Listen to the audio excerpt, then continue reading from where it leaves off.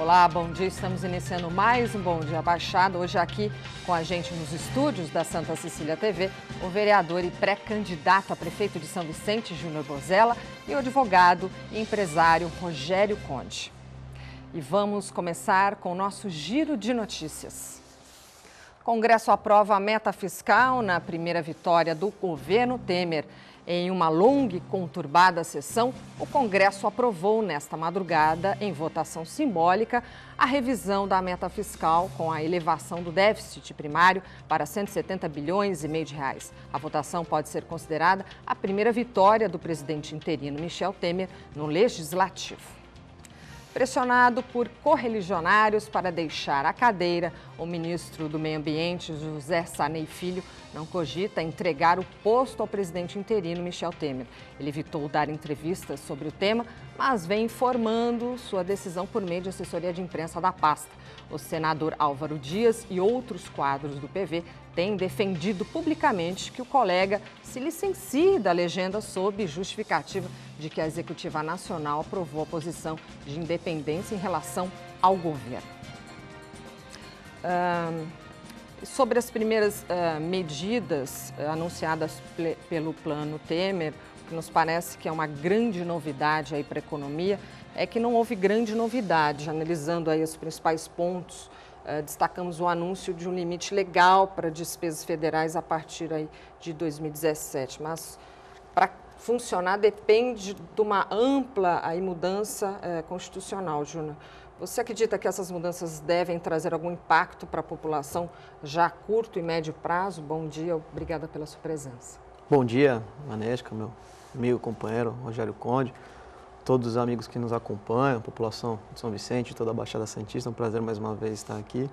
Eu acho que o governo Michel Temer tem conseguido aí avançar em alguns aspectos, principalmente em virtude daquilo que o governo passado não conseguiu fazer, né? Levou muito tempo e essa aprovação do reajuste, né, da revisão da meta fiscal, já é um sinal positivo de que a relação com o Congresso ela começa a melhorar e a ter avanços significativos. Agora, o maior desafio do governo, a partir, acho que dos próximos dias, das próximas semanas, é aprovar o projeto de emenda constitucional estabelecendo um teto limite para o gasto público.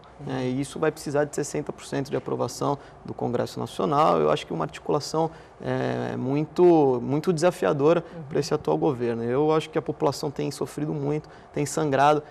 O governo Temer ele passou por algumas provas iniciais, enfim, algumas ações, voltou atrás em algumas decisões, isso por pressão popular, enfim, uma certa instabilidade política. É natural que o governo nesse momento enfrente um governo em transição, um governo que ele entra com o carro em movimento, isso é que nem você trocar o pneu do carro em movimento, então ele está tendo habilidade suficiente para conseguir conduzir o destino da economia do país. Isso é uma razão muito importante, porque se a gente não corrigir a economia, o país não vai avançar e aí a sangria não será estancada. Então, eu entendo que é um avanço, é um ponto positivo, eu acho que é uma luz no fim do túnel, porque se você não equalizar a crise política, você não consegue avançar nas ações administrativas que o governo precisa tomar.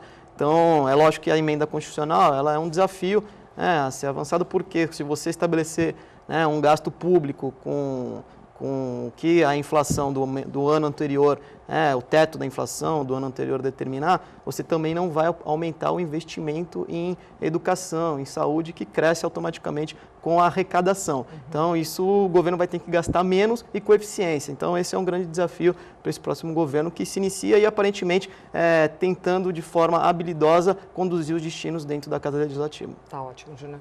Rogério, bom dia. Obrigada mais uma vez pela sua presença. E ainda falando sobre as primeiras ações aí do ministro Henrique Meirelles, te parece um pouco demais do mesmo aí que já vimos no primeiro ano do governo Dilma, ou você vê mudanças significativas? Bom dia, Vanesca, bom dia, Júnior Bozella, e principalmente bom dia, Baixada, né? Não, eu entendo a medida, acho importante. Eu acho que esse choque de gestão no início, né, essa mudança de agenda, ela se complementa exatamente com medidas de austeridade. Então, eu entendo, primeiro que eu considero o Henrique Meirelles uma pessoa muito competente, muito capaz. Então, eu acho que só isso já traz credibilidade, você percebe que ele acena com um projeto, né, de transformação da economia que já deu sinais, inclusive na Bolsa de Valores, dentro do empresariado, já deu sinais de que existe essa credibilidade e essa vontade de que as coisas aconteçam. Então, eu acho que não é que seja mais do mesmo. Eu acho que são medidas que outros não fizeram. Os antecessores tinham o discurso, mas não colocavam em prática. Então, eu acho que agora é esse encaminhamento que ele está dando, eu acho correto, sim. Claro que a gente não pode pensar, e o próprio presidente interino tem falado isso, a população não pode esperar uma mudança radical nos primeiros dias, não é de um dia para outro isso. Mas as medidas precisam ser tomadas agora para que isso lá na frente dê resultados. Então eu acho que o caminho é esse mesmo. Até são poucos dias que essa equipe está à frente do governo.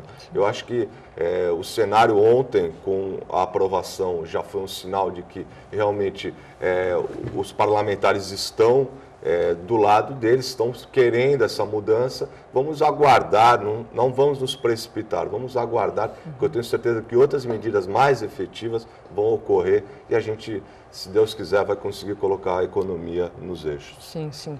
Júnior, como você analisa o posicionamento do PV de declarar independência em relação ao governo Temer, hein? Acho que isso faz parte, né, do processo democrático. Enfim, nós temos uma pluralidade muito grande de partidos no nosso país. E é natural que os partidos, dentro das suas decisões interna corporis, eles tomem caminhos, enfim, de independência, de oposição, de situação. Então, eu acho que isso é um pouco inerente à vontade até do próprio governo e até do próprio ministro que está lá ocupando o cargo. Agora, eu percebo que o presidente Michel Temer, ele tem tomado as medidas de forma muito coerente, enfim, tem se demonstrado, apesar de ter chegado de uma forma meio torta ao governo, enfim, mas do ponto de vista correto, legal, jurídico, mas ele enfrenta desafios, dificuldades, vai enfrentar uma oposição histérica, uma oposição que vai querer aquela política do quanto pior, melhor, e ele vai ter que lidar lá com uma gama de partidos, é natural isso, para poder acalmar e ter os votos necessários. Agora, a decisão do presidente Michel Temer, fazendo uma análise bem rápida, com relação ao Ministério da Cultura, a partir do momento que ele voltou atrás e transformou, voltou a transformar o Ministério da Cultura em ministério que tinha sido unificado com o Ministério da Educação, isso demonstra também que ele busca uma calmaria no momento, porque de efetivo, na minha opinião, nada modifica essa questão de voltar a ter ministério. Se você pegar países como a França, como a Inglaterra, que a cultura é uma referência, na França, por exemplo, o Ministério da Cultura é junto com a comunicação, e é uma referência em cultura. Claro, na Inglaterra também tem status de ministério, mas é uma secretaria e envolve cultura, esporte e comunicação. Quer dizer, o que tem que entender é se a retórica vai funcionar na prática. Então, assim, não adianta você ter um ministério e você não tem investimento, não melhorar os investimentos na área da cultura. Então, de repente, você ter uma sinergia entre ministérios é muito mais fácil agora. Sim, sim. É mais importante, acho que a competência do gestor público do que exatamente o status que ele tem. Exato. E a forma como o Estado também vai conseguir investir, né, Rogério? Eu entendo que é fundamental, e essa discussão, ela acende uma luz na República, acende uma luz no país, porque todo mundo é contra o aumento de ministério, todo mundo é contra o número elevado de ministérios, mas o dos outros, o meu não. Então, assim, não existe uma harmonia e entendimento entre os setores da sociedade. Até porque não adianta diminuir o número de ministérios e os que restarem começarem a ter recursos, gastarem mais equivocadamente. Quer dizer, eu acho que não é por aí. Eu concordo com o Júnior Bozella nesse ponto. Vamos conferir agora algumas notícias. A Prefeitura de São Vicente se comprometeu a bloquear os acessos à plataforma de pesca da cidade. Após denúncia de moradores de que o acesso permanece livre, interditada por problemas estruturais desde o início do mês, a alegação é que não há no equipamento qualquer placa de sinalização ou faixa orientando e isolando o local. Não há previsão quando a reforma ocorrerá. A Prefeitura informou também que a Secretaria de Obras de Meio Ambiente apresentou ao governo do estado um projeto orçado em mais de R$2 milhões para a recuperação da estrutura de madeira e concreto. Elas aguardam resposta sobre a disponibilização do recurso. E eu gostaria de falar sobre isso com o Júnior. Vereador, no bloco, a gente acabou de dar essa nota sobre o deck do pescador de São Vicente. Esse é mais um equipamento abandonado na cidade, né? Olha, é um equipamento que veio se deteriorando ao longo do tempo, não houve a manutenção, não teve uma cautela por parte do poder público de zelar por esse equipamento, assim como tantos outros que ocorrem na cidade de São Vicente, sempre um ponto negativo. Agora, a escassez de recurso não chama a atenção porque eu já fui a Brasília, já conversei com o ministro, com a deputada Renata Abreu, para buscar um recurso, ela até fez uma emenda parlamentar e com essa transição, com essa mudança de governo, evidentemente que as coisas acabam sendo paralisadas. O que me chama a atenção é que a Prefeitura anda em passos lentos, né? Você pedir um recurso ao governo do estado, esses dias eu conversei com o prefeito Marco Aurélio de Itanhaém, ele estava assinando o convênio do DAD e já licitando as obras, né? Os municípios e instâncias, eles têm o direito ao recurso da verba DAD, então isso não é uma solicitação, um pedido ao governo do estado para ver se vai atender ou não a reivindicação da Prefeitura, é uma obrigação por lei, né? Você ter o direito à verba DAD, e São Vicente está sempre atrasada, quer dizer, só entregou o projeto agora, quer dizer, espero que essa dotação orçamentária, esse recurso seja previsto, né, para a Prefeitura nos próximos anos para que essa obra seja executada. Eu tenho certeza que nesse governo não será licitada, não será iniciada essa obra. É evidente, o prefeito que estiver lá na frente também que tem que ter a responsabilidade de executar, né, o serviço e aplicar o recurso com responsabilidade. Então esse é o grande desafio que a gente vem discutindo lá em São Vicente, porque você tem os recursos, mas os recursos, quando eles são destinados aos cofres da Prefeitura, eles são empregados de forma equivocada, atendendo a outros interesses que não propriamente a obra em si, e esse é mais um desses episódios.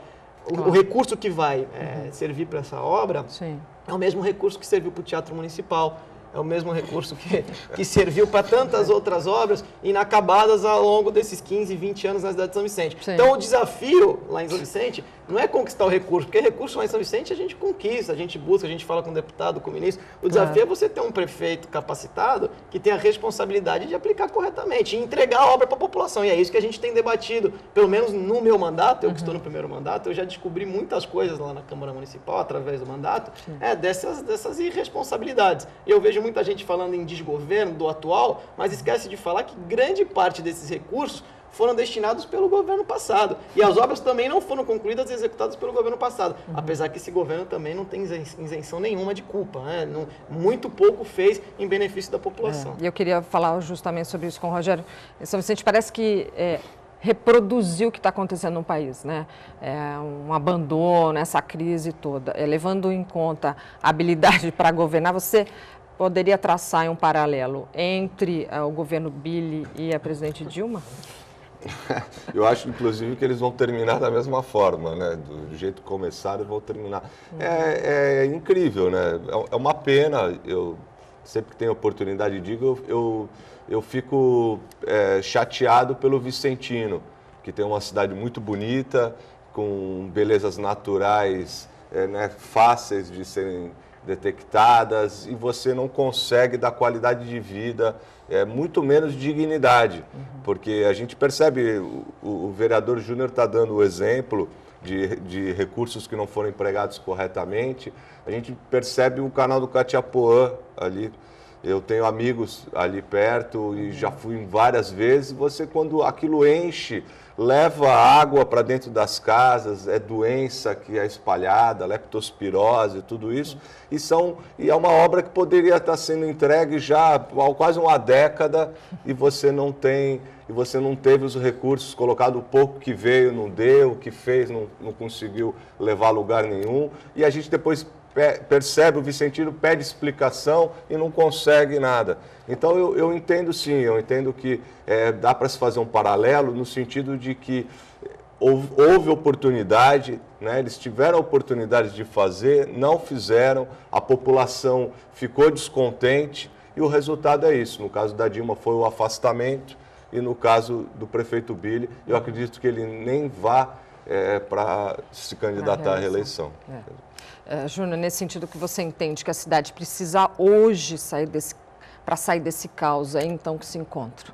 Eu acho que nós precisamos fazer um trabalho de reconstruir a cidade. Esse é o grande desafio, né? Unir as forças políticas. O que eu percebo hoje em São Vicente é uma divisão muito grande de interesses, né? E sempre levando para o lado pessoal, familiar, enfim, deixando sempre a população em segundo plano, né? Em última análise, a população é sempre a mais importante dentro de qualquer plano, né, de carreira, de trajetória política. Eu percebo que em São Vicente há uma necessidade, uma briga de boxe, parece, entre o Billy, entre a família França. Quer dizer, então a família França governou a cidade por 16 anos, enfim, e o governo Billy assumiu, talvez no mesmo modelo que ele absorveu, dos resultados do governo do PSB. O prefeito Tércio terminou muito ruim o seu governo. Fazendo aqui um reparo, o prefeito Tércio como pessoa é uma ótima pessoa, tem uma boa relação, pessoa de caráter, mas ele cumpriu lá uma tarefa de 8 anos para dar manutenção a um sistema que foi implementado logo no início da gestão Márcio França, e quando nasceu aí a candidatura e a eleição do prefeito Billy, foi de uma forma desorganizada, porque eu sempre digo que se não fosse o Billy seria um poste que ganharia a eleição, porque o povo já não aguentava mais esse sistema da família França e acabou tendo só o Billy como opção, como alternativa, e outras figuras políticas não conseguiram oxigenar a discussão na cidade. Então nós temos um desafio nessa eleição. Nós vivemos um novo momento, nós vamos conseguir oxigenar o debate e mostrar à população que existe um novo ciclo a ser conquistado na cidade de São Vicente. Então, esse sistema que eram de 16 do PSB e que o Billy deu extensão, que virou 20, porque ele nada modificou, foi o sistema que afundou a cidade e está aí o resultado, né? Estamos colhendo, né, um resultado muito negativo daquilo que foi plantado há 20 anos atrás. Então, precisa explicar para o vicentino, porque às vezes o Rogério falou bem, olha, o vicentino fica sem explicação. Não tem explicação, tem explicações. Eu estou dando a explicação aqui. Claramente, os recursos que foram conquistados ao longo desses anos, os recursos extras para essas obras importantes, como a do canal do Catiapuã, os conjuntos habitacionais, as creches pré-escola, teatro municipal, enfim, pavimentação de ruas, reurbanização de praças, nenhuma dessas obras foram entregues ao longo dos 20 anos, a internet gratuita. E o que é grave, o dinheiro se perdeu, né? O dinheiro foi gasto para outras finalidades, para pagar cargo em comissão, entidades, etc., casas alugadas. E hoje você tem que devolver esse recurso, que é público, que é dinheiro do imposto, que é de contribuinte, com juros e correção monetária. Mas a prefeitura não vai pegar um empréstimo para devolver o dinheiro. Tem que devolver do Tesouro Municipal, do dinheiro do IPTU, lá que o contribuinte paga. Então, às vezes, o munícipe em São Vicente não entende por que ele não recebe a contrapartida do investimento que ele faz quando ele paga o seu imposto. Ele não recebe muito por causa disso, porque a prefeitura está sempre correndo atrás do rabo, tendo que pagar dívidas com juros de correção monetária de recursos esses que vieram para essas obras importantes, teoricamente, que seriam importantes, mas nenhuma delas foram entregues. Claro. Então, essa é uma explicação clara, transparente, didática para o vicentino entender. Não adianta você lutar por um recurso e você não empregar ele corretamente e não entregar a obra. E esse é o nosso desafio, é reconstruir, criar um novo modelo para a cidade. Não, a minha preocupação, Rogério, Vanessa e amigos telespectadores, nós precisamos ter candidatos lá a prefeito e não a dono da cidade. A cidade tem que perder essa característica de achar que tem que ter um dono, que tem que discutir e dominar todos os assuntos e que ninguém mais tem condição de resolver os problemas de São Vicente. Você precisa ter um prefeito com coragem, né, de eliminar gastos, de tomar medidas de austeridade e se debruçar em aumentar a arrecadação, independente dos recursos extras. A cidade não pode ficar refém dos recursos extras, a cidade tem que se desenvolver. Eu acho que com uma gestão mais profissional, eu acho que inclusive isso vai resgatar a autoestima do vicentino, que a gente percebe que o vicentino está com a autoestima muito baixa, né? Desacreditado, não sabe, acha que está num buraco que não sai mais, saída, né? Que não tem saída. E a gente tem certeza que ele merece, que tenho certeza que São Vicente vai conseguir, se Deus quiser, sair dessa situação. Agora, você como empresário, Rogério, na sua opinião, quais os caminhos aí para atrair o empresariado, então, para investir na cidade? Bom, primeiro, nós já começamos falando disso. Primeiro, a gente precisa, como no Brasil, ocorreu no Brasil, o empresário precisa de segurança jurídica. Ele precisa sentir que realmente existe um gestor lá profissional que está cuidando dos interesses da cidade e não de um grupo específico. Isso é o principal. Com isso, a própria população começa ela mesmo a cuidar mais do seu entorno, a cuidar mais do seu bairro, da sua cidade. Os vereadores se preocupam em realmente fiscalizar, porque a única coisa que o político, e eu faço política, e eu tenho, a única coisa que o político se preocupa é com a opinião pública. Esse é o grande problema. Então, se você tiver uma situação favorável dessa, o empresário sentir que ele tem segurança jurídica, que as coisas estão sendo feitas em benefício da cidade e não de um grupo, ele automaticamente vai detectar as boas oportunidades e vai investir na cidade. Eu não tenho certeza disso. Precisa ter credibilidade. Se o gestor, o corpo político administrativo da cidade não tiver credibilidade, para atrair esse empresariado que o Rogério citou, a cidade não vai ter criatividade absolutamente para resolver nada. Em momento de crise, um momento de dificuldade financeira, de arrecadação, você vê a USP agora vai entrar em greve, enfim, há uma reivindicação muito grande. Por quê? E não vai conseguir atender o reajuste dos professores, porque o ICMS, que é o que abastece as universidades estaduais, quer dizer, há uma queda na arrecadação, então o fundo que a Universidade Paulista tem não vai conseguir suprir para atender a reivindicação do professorado. Então há uma crise instalada institucional, mas lá em São Vicente nós precisamos resgatar a credibilidade através do quê? De atrair bons empresários que acreditam num governo que governe para a cidade, que governe para o povo, que não governe para um grupo político, para um projeto de eleição, que governe para um projeto administrativo. É por isso que eu tenho falado muito, Vanesca e Rogério, da construção de levar a prefeitura para a área continental de São Vicente, que é o nosso polo de desenvolvimento da cidade e da Baixada Santista. Você construir um novo centro administrativo e com isso você vai atrair o empresariado, o entorno vai ser fomentado, você vai gerar recursos, você vai gerar emprego, e automaticamente a arrecadação do município vai melhorar e o município vai passar a ter independência, assim como foi na Praia Grande quando transferiu a sede do centro administrativo para Mirim, se desenvolveu demais. Então são essas ações, isso nós vamos fazer como? Com credibilidade, com confiança, com segurança jurídica, porque é um empresário, é uma parceria privada, não é a prefeitura que vai construir um novo centro administrativo, é uma parceria com algum empresário da região. E é por isso que a gente tem discutido muito esse tema e nós sabemos como fazer para construir a prefeitura lá na área continental. Perfeito. Vamos conferir o nosso giro de notícias. Assim que decretaram o fim da greve no último sábado, os 1.250 profissionais da Codesave voltaram a realizar os serviços de raspagem, varrição, roçagem e capinação nos bairros da cidade. A categoria permaneceu de braços cruzados por 15 dias. Reclamavam o não pagamento do vale-refeição e cesta básica. A Justiça determinou que, caso a Prefeitura volte a atrasar os salários ou benefícios, esta deverá pagar multa de 25% aos trabalhadores. Somente neste ano, a categoria já parou as atividades em 3 oportunidades, todas por dívidas da Codesave com seus trabalhadores. Em Santos, o valor pago pela reconstrução de cerca de 400 metros de muretas quebradas na ponta da praia em Santos tem causado polêmica. A Prefeitura avaliou o prejuízo em cerca de R$500 mil.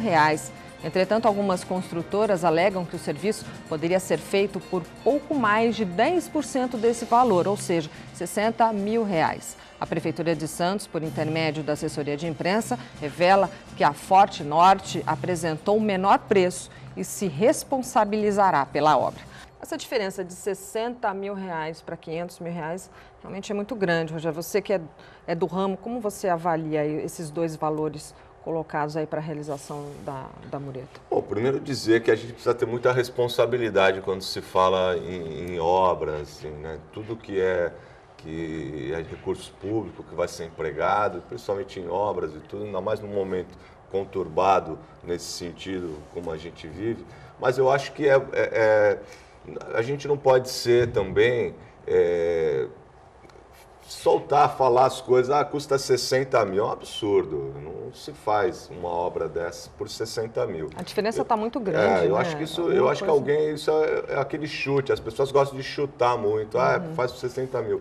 Eu não tive acesso a todo o escopo do serviço que vai ser realizado, mas eu tenho certeza que por se tratar de uma obra rente ao mar, e pela força que as águas tiveram, a ponto de você derrubar, eu tenho certeza que para o valor estar gerando em torno do que estão falando, 500 mil, um pouco mais, um pouco menos, a gente deve ser necessária uma parte de fundação, a parte deve ter tido um recalque nas calçadas. Quer dizer, não é só a mureta, não é só a né? mureta, você precisa empregar equipamento, máquina pesada, você precisa tirar todas aquelas pedras, refazer a base. Então eu acho que não é por acho que as pessoas deveriam ter mais responsabilidade em falar sobre, até porque a Prefeitura de Santos é uma prefeitura séria. As obras que ocorrem na cidade são obras de vulto, são obras importantes. Então a gente não pode sair dizendo se é barato ou se é caro, principalmente as pessoas que não têm conhecimento técnico para isso. Olha, eu acho que pegando um gancho aí nisso que o Rogério está dizendo, eu entendo que a Prefeitura de Santos é uma prefeitura responsável também, mas a gente precisa tomar muito cuidado nesse conflito entre o público e o privado. Precisa ter uma linha muito responsável, diferenciando uma coisa na outra e você não evitar. A responsabilidade do gestor público é não se confundir uma coisa com a outra. E você tem uma Câmara Municipal, e o papel do vereador, estou vereador lá na cidade de São Vicente, e eu apuro muito desses questionamentos, a gente fiscaliza, a gente cria comissões, e a gente busca respostas para a população. Então, esse é um papel que cabe à Câmara também, buscar as respostas, porque quando alguém vem e fala, olha, eu executo essa obra por 60 mil, para quem não participa do bastidor ali, da administração pública no dia a dia, que a grande parte da massa populacional, a grande maioria, ela precisa de resposta, precisa de justificativa. Então é por isso que você precisa ter vereadores atuantes, você não precisa ser um vereador de oposição, você não precisa ser contra o prefeito para buscar uma resposta, até para elucidar um fato como esse. Você precisa exercer o seu mandato, que é ser fiscalizador. Então, se ela não custa 60, mas também acha que não custa 500, você pode fazer um requerimento, ter acesso ao processo licitatório, ao edital, ao contrato, enfim, acompanhar o desenrolar da obra. Quantas questões nós descobrimos lá em São Vicente? A exemplo, o Rogério fala muito dessa questão do canal do Catiapuã. Através do nosso trabalho lá na Câmara de Fiscalização, nós descobrimos que o projeto executivo estava errado. Essa obra que era para ter sido entregue em 2012, se ela fosse concluída, seria concluída de uma forma equivocada. Então, quer dizer, o papel da Câmara é esse. Às vezes a população também cobra muito do vereador a execução de uma obra. Não é o vereador que executa. Quem vai executar essa obra da mureta é a Prefeitura, é uma responsabilidade do prefeito. Ele é o que planeja, que gerencia o orçamento da cidade, executa as ações na cidade. Mas você tem uma Câmara Municipal, independente dela ser maioria, favorável ao prefeito ou não, mais um vereador, se ele quiser, ele sozinho, ele cumpre o papel dele de fiscalizador e traz a resposta e acaba elucidando para o telespectador e para toda a massa populacional que não tem acesso a essas informações, para que não fique criando esses factoides, enfim, e trazendo uma insatisfação, um mau humor, um mal-estar e generalizando e comprometendo toda a classe política. E outra coisa, Vanessa, uma obra dessas, ela é feita por profissionais da prefeitura que são concursados, muitas vezes nem participam da política, na grande maioria das vezes, são profissionais, são engenheiros, são técnicos que fazem o levantamento e passam para isso ser licitado e tudo. Não é uma questão de virar e falar, eu acho que custa tanto. As pessoas não podem ser também levianas desse ponto, precisam aguardar que as coisas aconteçam, que os vereadores cumpram o seu papel de fiscalização e confiar também que as pessoas realizem o seu serviço de forma competente. Além dos outros órgãos, que têm a responsabilidade de acompanhar essas ações no processo licitatório, o Tribunal de Contas ele existe, enfim, você tem Ministério Público, qualquer ilegalidade e irresponsabilidade, isso vai ser denunciado, vai ser apurado, enfim. Mas eu acho que a Câmara ela pode se antecipar tudo isso e já esclarecer através de um requerimento, um determinado vereador, e tentar, de certa forma, acalmar esses anseios que acabam se transformando. Eu sempre digo, uma mentira contada 100 vezes vira uma verdade. E a gente acaba criando uma expectativa. Com quanto que se faz uma obra dessas? Se faz com 500? Então que se prove que se faça com 500 e aí mata o assunto. Eu sou dessa tese. Você acredita que existe mercado para explorar áreas aí residenciais e comerciais longe dos grandes centros comerciais, então de São Vicente, como é a área continental que você comentou? É claro, na verdade, assim, São Vicente tem um maior polo comercial. O comércio em São Vicente ele é muito pujante, é muito forte. E isso é uma coisa que a cidade tem que preservar. né? Não pode se perder. Agora, é evidente, quando você transforma a área continental num polo de desenvolvimento, a partir do momento que você muda a sede administrativa, porque os ganhos são imensuráveis, né? São uma série de conquistas que você vai ter através de uma ação como essa. Primeiro que você reorganiza a máquina pública. A máquina pública em São Vicente hoje ela está toda espalhada, toda dispersa. Não há prefeito em sã consciência que consiga gerir a máquina pública em São Vicente. Por quê? Porque existem diversos prédios, repartições, todas espalhadas e você não tem controle. É impossível de você conseguir ter uma gestão eficiente numa prefeitura desorganizada, né, do ponto de vista administrativo e físico, inclusive. Então, quando você remonta e leva o centro administrativo, você reorganiza a prefeitura desse ponto de vista de trabalho, de administração, e automaticamente você desenvolve uma área que você pode gerar comércio ao entorno, porque a partir do momento que você leva uma prefeitura, você leva 6 mil funcionários, você leva desenvolvimento. E o entorno se desenvolve, cresce. E quando se desenvolve, cresce, gera o quê? Receita. Você aumenta a arrecadação na forma horizontal, né? Não é na forma vertical. Então isso é importante para a cidade. Você não vai aumentar imposto, você vai aumentar o número de contribuintes a partir do momento que você gerar novos postos de comércio, enfim, e com isso novos postos de trabalho. E o vicentino também vai poder trabalhar na sua cidade, porque hoje São Vicente é uma cidade dormitório. As pessoas arrumam emprego em Cubatão, em Santos, em Praia Grande, São Vicente acaba não gerando muitos empregos. Então nós precisamos ampliar também essa cadeia de desenvolvimento e de emprego para a população de São Vicente. Claro, claro. Falando ainda um pouquinho de construção, Rogério, nesse setor foi um dos mais afetados na região, aqui na cidade também. Isso não tenha dúvida. Hoje os valores dos imóveis caíram bastante, mas a população não tem renda e não tem crédito para comprar ainda por causa dessa crise. Em curto e médio prazo, você imagina que esse cenário vá mudar? Não imagino que mude, não. Tá. Principalmente na área imobiliária, eu acredito que essa estabilidade vai permanecer por mais algum tempo. E você disse tudo, a questão não é os valores eles vão ficar estáveis. Não caíram tanto quanto as pessoas imaginam. Né? O que acontece é que nós tivemos uma efervescência no mercado de uns tempos para cá e muita gente, aliás, muitas construtoras, foi uma novidade no nosso país, muitas construtoras colocaram suas ações na bolsa, abriram para o mercado. Então elas viraram sociedades anônimas. E com isso, elas vieram todas investir na nossa região.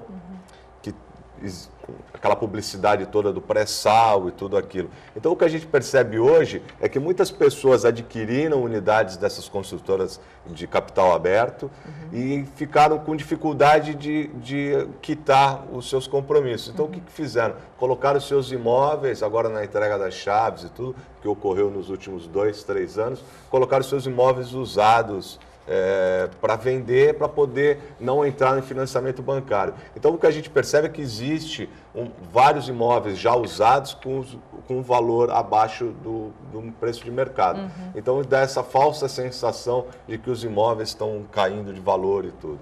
E o que a gente precisa agora é financiamento. Então, essa situação acho que permanece até que o próprio governo, que o Brasil como um todo entre mais ou menos nos eixos para que novas linhas de crédito apareçam. Senão fica difícil para a população adquirir a tão sonhada casa própria sem uma linha de crédito adequada. Obrigada, Rogério. Vamos agora a mais algumas notícias. A Operação Lava Jato chegou a Bertioga. A Polícia Federal cumpriu mandados de busca e apreensão e de condução coercitiva na Riviera de São Lourenço, em Bertioga, pela 30ª fase da Operação Lava Jato, deflagrada na manhã de ontem. Chamada de Operação Vício, os alvos foram grandes empresas fornecedoras de tubos para a Petrobras, incluindo executivos e sócios. As firmas tiveram pago 40 milhões em propinas, segundo a Polícia Federal.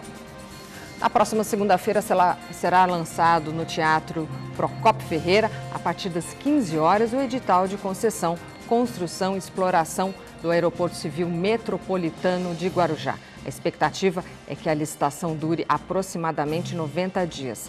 o aeroporto, a região passará, de fato, a receber voos comerciais. Algumas das rotas que já foram cogitadas por representantes do poder público e de empresas aéreas são, a princípio, Rio de Janeiro, Belo Horizonte, Brasília e Campinas. Júnior, o projeto do aeroporto é um projeto antigo, isso a gente sabe, assim como o do túnel Santos-Guarujá, que até hoje não saiu do papel. Você acredita que agora vai? Acredito, há uma diferença. Né? O projeto do túnel Santos-Guarujá depende de um recurso, de um financiamento do fundo do governo federal, enfim, isso está atrasando bastante, né, o início dessas obras que são de fundamental importância, né, e tem um caráter metropolitano muito grande. Assim como o aeroporto civil, que é uma concessão, é um modelo diferente, e eu acredito que agora as coisas vão avançar. Vi a prefeita Antonieta dizendo, até a expectativa dela, que as obras se iniciem antes do término da sua gestão, uma conquista importante. Quer dizer, no primeiro ano, uma movimentação de 120 mil pessoas, mas há uma perspectiva anual de 1 milhão de pessoas. Enfim, eu acho que é um aeroporto que vai servir muito para voos comerciais, mas também vai atender a demanda de cargas. Enfim, eu acho que é mais um canal de desenvolvimento para a Baixada Santista. Claro. Você concorda com o Júnior?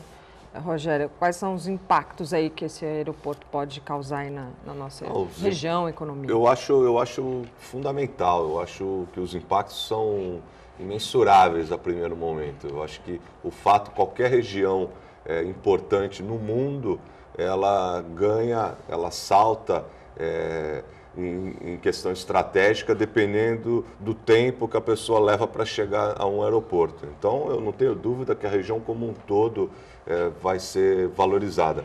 Você comentou, fez um paralelo com relação ao túnel.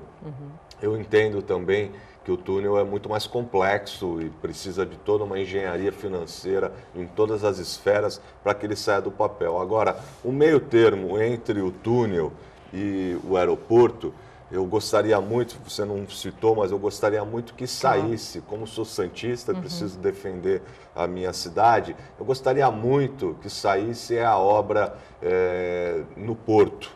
O Porto Valongo, aquela revitalização daquela área portuária ali no centro da cidade. Que é um outro projeto, seria importante também. Que é um outro projeto também que vem se arrastando há muito tempo e que causaria um impacto tremendo na nossa cidade e na nossa região também, porque seria um polo de turismo fantástico, como existem em outros locais que já provaram que esse tipo de equipamento turístico traz demais benefícios para a cidade. Então eu digo isso porque o aeroporto, com um espaço desse na cidade, acho que Santos ganharia muito, saltaria de qualidade com relação a você receber bem o turista e a própria Baixada. Claro. Agora, Rogério, também não dá para se pensar num aeroporto sem um túnel, né? É muito complicado.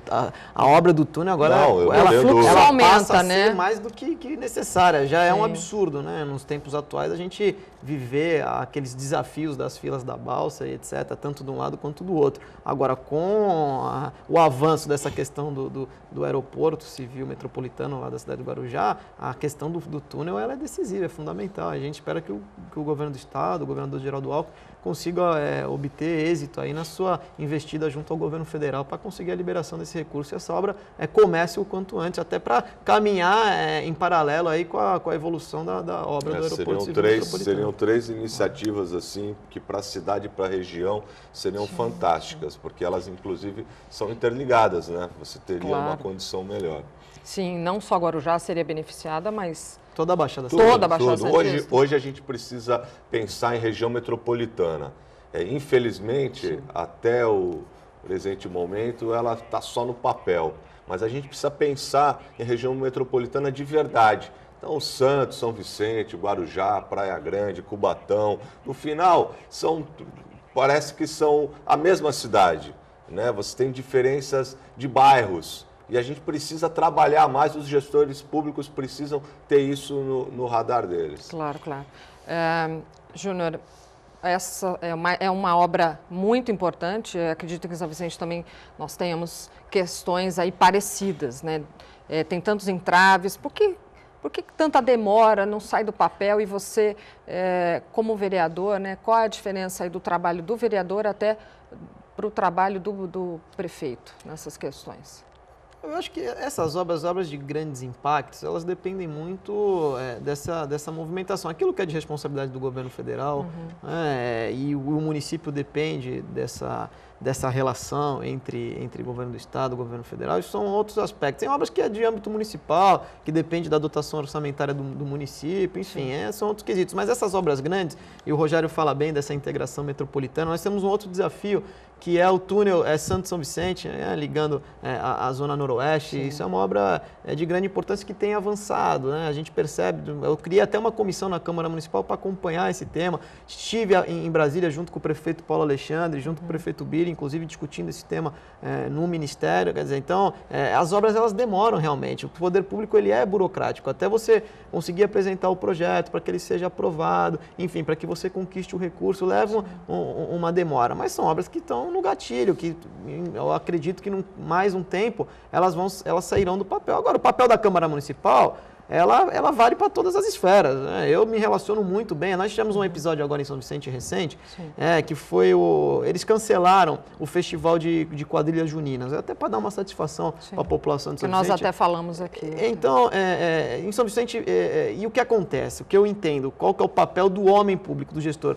Independente do episódio que ocorra no município, seja um aeroporto, seja um túnel, seja uma malha cicloviária, nós precisamos interligar as cidades aqui da Baixada Santista, e é por isso que a Agência Metropolitana, deveria cumprir esse papel junto com o CONDESP para a gente ampliar a malha cicloviária, porque as pessoas moram em São Vicente, trabalham em Santos, não precisa ter essa integração, e isso acontece em Praia Grande e outros municípios da Baixada. O Rogério conhece bem a região, mas eu citei um exemplo da desenvoltura do homem público, e eu estava falando do Festival das Quadrilhas Juninas, que foi cancelado, e eu automaticamente lutei, fiz uma ação em direção ao governo do estado, ao governo federal, liguei para o ministro Kassab, liguei para a deputada federal Renata Abreu, que tem uma relação muito forte com o Centro de Tradições Nordestinas, com o CTN, para nos auxiliar que São Vicente não perdesse mais um importante festival, principalmente na questão de cultura. Nós tivemos o episódio da encenação e que às vezes os representantes locais, eles acabam legislando em causa própria, defendendo seus próprios interesses. Então aquela política do quanto pior,